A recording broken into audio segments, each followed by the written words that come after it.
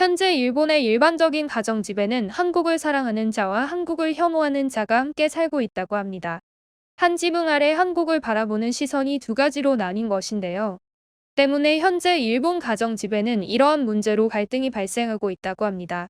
이와 관련 소식 함께 자세하게 알아보겠습니다. 일본의 혐한 경향은 주로 중년 이상의 아저씨들에게서 많이 보입니다. 중년 엄마와 10대 딸이 K-팝 콘서트에 가는 것을 아빠가 못마땅하게 바라봄에 따라 가족 간의 갈등이 생기게 됩니다.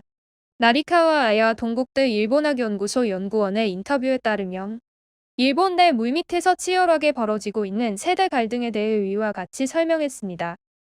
10대부터 30대까지 넷플릭스, 유튜브, 인스타그램 등 온라인 플랫폼을 기반으로 한 4차 한류 붐이 일어나면서 음악과 드라마부터 문학, 패션 등 큰 인기를 끄는 반면에 50대부터 70대 중심의 극우 혐한 세력은 안티한류 운동을 벌여가면서 혐한에 몰두하고 있다고 합니다.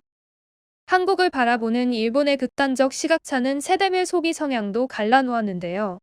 이 같은 세대 차이는 일제강점기의 강제징용 및 위안부 등 과거사로 최악으로 치닫는 한일 관계에 장기적으로 어떤 영향을 미칠까요?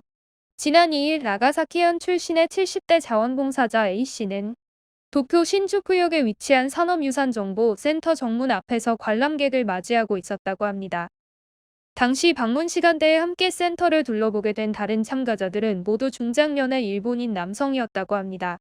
A씨는 당시 연역을 소개하는 안내판 앞에서 큰 소리로 말했습니다. 2015년 유네스코의 구남도가 등재될 당시에 한국이 얼마나 방해 공작을 했는지 모릅니다. 일본 메이지 시기 산업혁명유산의 전체상을 소개한다는 본래 취지는 찾아볼 수 없었는데요. 산업화의 주역인 노동자 이야기는 정말이지 어색할 만큼 한 방향으로 치우쳐 있었습니다. 탄광과 같이 열악하고 위험한 환경에서 일했던 한국인의 희생을 비롯한 부의 역사를 철저히 도려낸 것이죠. 한국이 주장하는 차별 역시 존재하지 않았다는 증언이 센터 내부를 빼곡하게 채우고 있었습니다. 마지막 전시실에는 교체된 자원봉사자 B씨가 한국인을 차별했다는 것은 정말 날조된 증언이며 말도 안 되는 이야기라고 재차 강조했습니다. 그러자 극우 성향 방송으로 유명한 BHC사의 텔레비전 돌아놓은 뉴스를 보고 센터를 찾게 되었다는 관람객 C씨가 받아쳤습니다. 이렇게 차별이 없었다는 것이 명백한데도 불구하고 한국은 왜 자꾸 시비를 거는 겁니까? 다른 관람객들이 연신 고개를 끄덕였습니다. 자신들이 정해놓은 답을 확인하며 마치 만족감을 얻는 듯 했는데요. 관람객들은 러일전쟁과 청일전장, 태평양전쟁 그리고 1980년대 세계 2위 경제 대국이라는 화려한 과거에 빠져 사는 사람들입니다. 이들은 잃어버린 30년이 만든 분노와 상실감에 대하여 일본을 추월하고 있는 한국을 향해 쏟아내고 있는 것이죠. 10년 전부터 일본에서 쏟아져 나온 혐한 서적의 인기도 이 같은 분노에 올라탔습니다.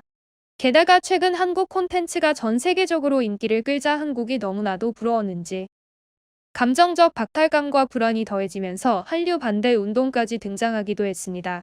급기야 2011년 극우 단체가 벌인 한류 편향 반대 시위는 일본 지상파에서 K-팝과 한국 드라마를 사라지게 했는데요. 도쿄대 교수 기미야 다다시도 최근 발간한 한일 관계사에서 냉전 종식 후 한일이 비대칭에서 대칭 관계로의 구조적 변화를 겪으면서 치열한 경쟁과 함께 대립 상황에 놓여졌다고 분석하기도 했습니다. 이번에는 도쿄의 번화가인 시부야역으로 발길을 옮겨보겠습니다. 한류 드라마 전시를 알리는 초대형 포스터가 시선을 사로잡았는데요. 빈센조 김비서가 왜 그럴까 오징어 게임 DP 등의 드라마 체험관에 마련된 복합상업시설 히카리의 9층에는 한류 드라마 팬들의 방문이 끊이질 않았습니다. 일본에서 역대급 인기를 끈 드라마 사랑의 불시착과 관련하여 도쿄와 후쿠오카, 오사카, 나고야에서 계속해서 사진과 소품 등을 전시하는 행사가 개최되었는데 여기에 몰린 인파만 총 9만 명에 육박하기도 했습니다. 매년 일본 10대들이 가장 놀고 싶어하는 장소 1위에 뽑힌 시부야의 길거리에는 온종일 K-팝이 울려 퍼집니다. 시부야 역사 벽면은 아이돌 그룹 니쥬, 배우 현빈과 같이 한류 스타들이 번갈아 장식 중이기도 하죠. 올해 봄에는 20대가 자주 찾는 시부야 마루이 백화점에서 한국 중소기업들이 뷰티 및 푸드 제품 전시회를 성공적으로 마치기도 했습니다. 그만큼 젊은 세대에게 한류는 하나의 문화가 되어 있는 현실이죠. K컬처의 일상화로 인한 코로나19의 팬데믹도 한몫했습니다. 나라카와 연구원은 인터뷰에서 코로나 팬데믹을 계기로 넷플릭스와 유튜브를 통해 평소 한류에 관심 없던 30대 남성들까지도 한국 드라마를 보기 시작했습니다. 라며 이후 트와이스, BTS 등 세계적으로 유명해진 K-팝을 인터넷으로 즐기는 젊은 세대가 증가하고 있다고 분석했습니다. BTS는 이들에게 한국 아이돌로 치부되는 것이 아니라 미국 빌보드 차트 2위를 차지할 정도로 능력 있는 가수일 뿐이죠. 이 같은 세대에 따른 극단적 시가차를 일본 전문가는 일본의 10대, 20대는 한국을 대중문화, 디지털 선진국이라 생각하는 반면에 50대부터 70대들은 한국이 과거 일본보다 경제, 정치, 문화적으로 뒤떨어졌던 과거를 그리워하며 얕잡아 보는 경향이 있다라고 분석했습니다. 이와 같이 일본은 현재 세대별로 한국을 바라보는 시선이 극단적으로 나뉘는 것을 알 수 있었습니다. 그로 인한 세대별 갈등도 굉장했는데요. 현 사태에 관한 일본 반응입니다. 며칠 전 방탄소년단 굿즈를 사서 집에 왔는데 아빠가 그 굿즈를 보자마자 화를 냈습니다. 일본 사람이 한국 가수를 좋아하는 게 말이 안 된다고 하더군요. 그러더니 굿즈를 쓰레기통에 버렸습니다. 저는 한참 동안 말도 못하고 그 자리에서 울어버렸어요. 그 이후로 저는 아빠랑 대화를 하지 않습니다. 아빠는 저를 이해하려고 하지 않기 때문입니다. 확실히 코로나 이후 팬데믹이 닥치자 집에서 넷플릭스, 유튜브 콘텐츠 소비가 증가하면서 느낀 건데 한국이 문화적 상품들은 잘 찍어내더군요. 드라마도 재밌긴 해요. 10대라면 다양한 문화를 도입하는 것도 하나의 도구로서 좋다고 생각합니다.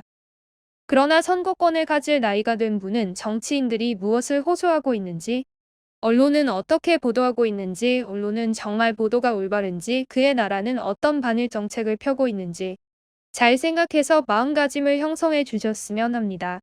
그냥 아무 생각 없이 흘러간 정보에 휩쓸리는 것이야말로 가장 아까운 일이죠. 그쪽은 반일 교육이 존재하지만 일본의 반한 교육은 존재하지 않습니다. 저는 한국에 대해 별 감정이 없는데 요즘 일본 젊은 사람들은 한국을 너무 극찬하는 경향이 있습니다. 똑같은 상품인데도 불구하고 한국 생산 제품이라고 하면 과도하게 칭찬하는 모습을 보입니다. 저는 그 부분은 이해가 되지 않더군요. 다른 나라의 교과서에 대해 트집을 잡고 그것을 받아들이는 일본의 행정부. 진실을 모르는 젊은이가 환상을 품는 것도 안타깝지만 어쩔 수 없는 현실에 분노한다. 뭐 한류 아이돌의 팬이라면 한국에 콘서트라던가 보러 가고 싶을지도 모르겠네요. 하지만 반일 감정이 고조되고 있다고 하는 한국에 가는 것은 위험할지도 모릅니다. 예전에 일본 여성이 한국인에게 폭행을 당한 사건이 있었으니까요. 어른이라면 자기 책임이므로 한국에 가는 것은 자유입니다. 그냥 한국에서 폭행이나 괴롭힘을 당할 수도 있어요. 오늘 제가 준비한 소식은 여기까지입니다. 나우튜브 시청자 여러분 시청해주셔서 감사합니다. 구독과 좋아요는 더 나은 컨텐츠 제작에 큰 힘이 됩니다. 오늘 하루도 좋은 하루 되시길 바랍니다. 감사합니다.